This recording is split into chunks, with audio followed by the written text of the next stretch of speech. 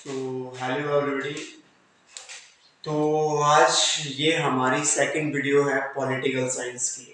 और पिछली वीडियो में हम देख चुके थे कि भाई भारत के संविधान की, भारत के जो पॉलिटिकल साइंस की पृष्ठभूमि क्या है, उसमें हमने हर एक चीज को डिस्कस किया था कि थोड़ा थोड़ा उसके बारे में, हर एक चीज के बारे में थोड़ा थोड़ा देखा था हमने कि भाई क्या है और क्या क्या चीजें हम पॉलिटिकल साइंस में, भारत के संविधान में हम स्टडी करेंगे। तो आज का हमारा टॉपिक रहेगा भारतीय संविधान का विकास, जो development of the Indian constitution कि इसमें पिछले वीडियो में हम थोड़ा सा शॉर्ट में देखा था कि भाई विकास हुआ। और आज देखेंगे हम ए टू जेड ब्रीफली की वीडियो थोड़ी सी लंबी होगी। बस आप अगर आप वीडियो को पूरी देखोगे तो आपके लिए बेनिफिट बहुत रहेगा इस वीडियो से। तो ये आप एग्जाम के पॉइंट ऑफ व्यू से देखो या फिर आप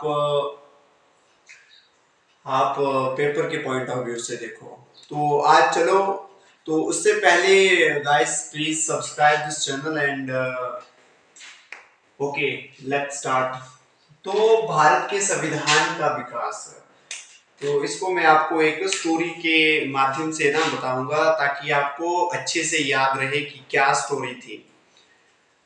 तो आज से लगभग 600 साल, लगभग आपका 400 साल पहले ये बात है आपकी, जब भारत में राजा हुआ करते थे। तो जब भारत में राजा हुआ करते थे तो वे, उनके रूल एंड रेगुलेशन अलग अलग हुआ करते थे। हर एक के रूल रेगुलेशन दूसरे राजा से डिफरेंट होते थे। एग्जाम्पल की कुल्लू का राजा एक हो गया, मंडी का राजा एक हो गया, आपका हर डिस्ट्रिक्ट वाइज सोचो या फिर एक उनका दायरा होता था। और वे अपने जितने भी रूल एंड रेगुलेशन है वे उन अपने क्षेत्र के लिए ही बनाते थे।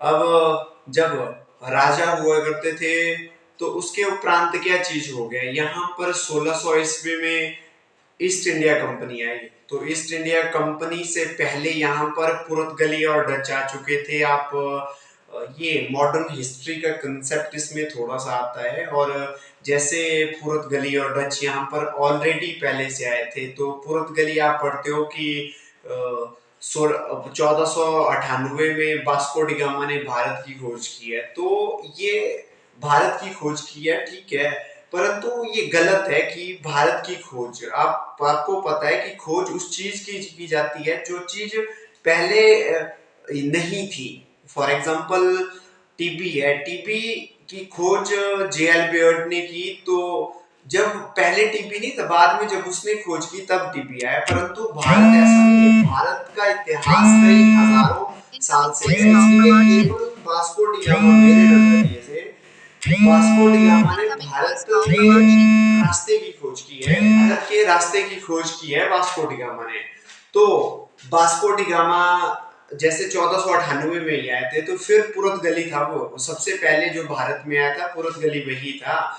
और उसके बाद आपके ब्रिटिश 1600 ईस्वी में तो ब्रिटिश आपकी कंपनी आई, ईस्ट इंडिया कंपनी आई। तो फिर अब थोड़ा सा हम ईस्ट इंडिया कंपनी के बैकग्राउंड के बारे में देखते हैं कि 1600 ईस्वी में ईस्ट इंडिया कंपनी आई। वे आपके ब्रिटिश सरकार से आज्ञा पत्र लेके आई कि भाई हम भारत जाएंगे, हम यहाँ पर बिजनेस करेंगे, हम यहाँ बिजनेस के माध्यम से प्रॉफिट कमाएंगे। ये सोच के ईस्ट इंडिया कंपनी यहाँ पर आई थी। और जब ईस्ट इंडिया कंपनी भारत में आई, फिर उसने कुछ टाइम पर व्यापार यहाँ पर अच्छे से किया, देखा उसने नहीं प्रॉफिट है। और कुछ टाइम के बाद कंपनी को लगा कि यहाँ पर बिजनेस से ज्यादा यहाँ की राजनीतिक हस्तक्षेप करके प्रॉफिट ज्यादा है।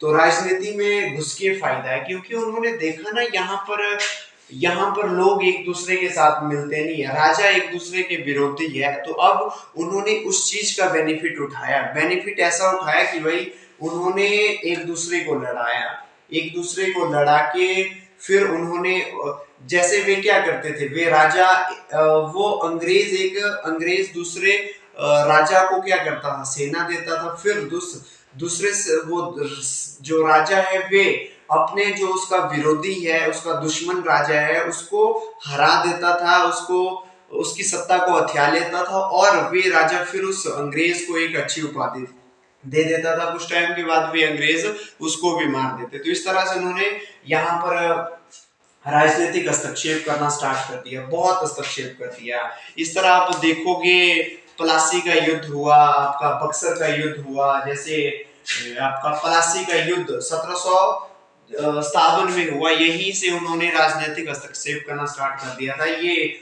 आपका ये पॉइंट बहुत इंपॉर्टेंट है, आपको ये याद रखने पड़ेंगे। जैसे प्लासी प्लासी युद्ध आपका 1757, ये टर्म्स आपको याद रखनी बहुत जरूरी है।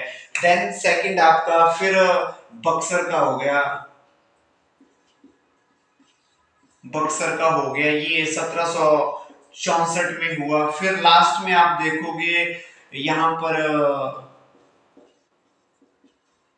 सैनिक विद्रोह हो गया। ये आपका 1857 की बात है। तो जब बक्सर प्लासी का युद्ध आप याद रखेंगे, क्वेश्चन आ सकता है, बिल्कुल इसी तरह के क्वेश्चन आपको हर एक एग्जाम में मिलेंगे कि भाई प्लासी का युद्ध कब हुआ और किसके बीच में हुआ। ये आपका अंग्रेज और मीर कासिम के बीच में हुआ, तो अंग्रेजों की जीत हो गई। देन आपका बक्सर का युद्ध आपका अंग्रेज और मीर जाफर शाह आलम और उसका नाम, एक का नाम था कुछ, मैं रिकॉल नहीं कर पा रहा हूँ, शाह आलम और एक शायद सिराजुद्दौला, तो इनके बीच में हुआ अंग्रेजों की।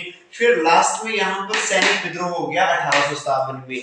क्यों हुआ सैनिक विद्रोह? क्योंकि उन्होंने इतना राजनीतिक हस्तक्षेप कर लिया, लोगों ने उनके खिलाफ विद्रोह स्टार्ट कर दिया जी।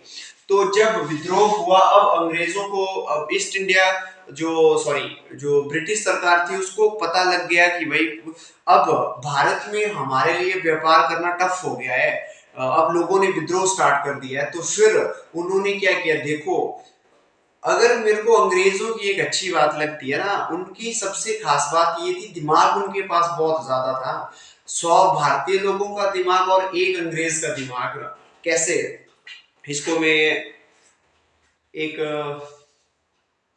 एग्जांपल क्या, ठीक है ऐसे ही मान के चलो आप कि देखो ना उन्होंने क्या किया। 1757 में उन्होंने क्या किया, 1757 में जब उन्हें पता लगा कि अब वहां पर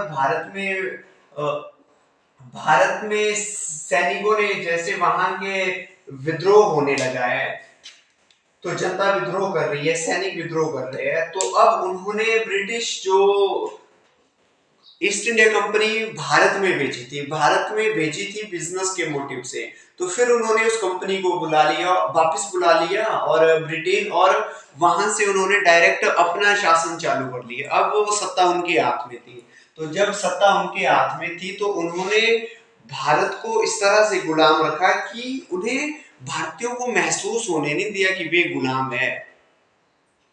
दिमाग देखो ना उनका, वो 100 साल के बाद की सोचते थे। हम जैसे सोचते हैं ना कि कल क्या खाना है, परसों क्या, आज अगर काम कर रहे हैं ना, तो हम सोचते हैं कि भाई हाँ परसों क्या मिलेगा इस काम से। वो आदमी 100 साल की सोचते थे। इस तरह से उन्होंने भारत को लुटाया है। और ये एक बहुत ही, इतिहास में भी ये चीजें है, क्योंकि कई चीजें कंसेप्ट मैंने आपको हिस्ट्री के बताया। इसमें ये आपका विकास था। विकास इसलिए हुआ क्योंकि भारत में पहले यूनिटी नहीं थी। लोग समझ गए थे कि अगर हम भारत के संविधान का विकास निर्माण नहीं करेंगे तो इन फ्यूचर फिर से कोई ना कोई भारत को लुटेगा, फिर से कोई ना कोई भारत को गुलाम बनाएगा। तो इसलिए आप देखते हो कि इंडियन कॉन्स्टिट्यूशन क्या है, डेमोक्रेटिक है, लोकतांत्रिक है। और लोकतांत्रिक क्या कहता है, लोकतांत्रिक कहता है कि यहाँ पर राजा फकीर एक बराबर है, अमीर गरीब एक बराबर है, सभी के लिए नियम एक बराबर है। तो इसलिए सबसे ऊपर संविधान होगा, उसके बाद उसकी जनता होगी, उसको पावर जनता से मिलेगी। शायद अगर उस टाइम पर हमारा 1600 ईस्वी में अगर भारत का संविधान होता तो शायद भारत गुलाम नहीं होता, क्योंकि उस टाइम पर हर एक के आप देखते हो ना, रूल रेगुलेशन अलग अलग हुआ करते थे, एक दूसरे के वे विरोधी थे, वे मिलते नहीं थे, एक दूसरे को दुश्मन मानते थे, उसी को लाभ उठाकर भारत पर उन्होंने शासन किया अंग्रेजों ने। तो अगर ये ना होता तो शायद मैं कहता कि आज की डेट में भी हम किसी न किसी के गुलाम होते। तो विकास का कारण आपको समझ आ गया बिल्कुल ही कि भाई किसकी वजह से, ब्रिटिश की वजह से।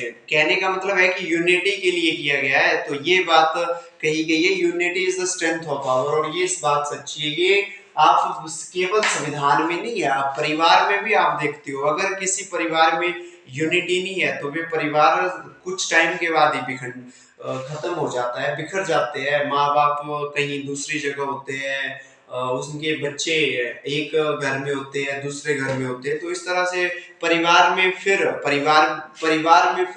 प्यार भी नहीं रहता है, यही कारण है।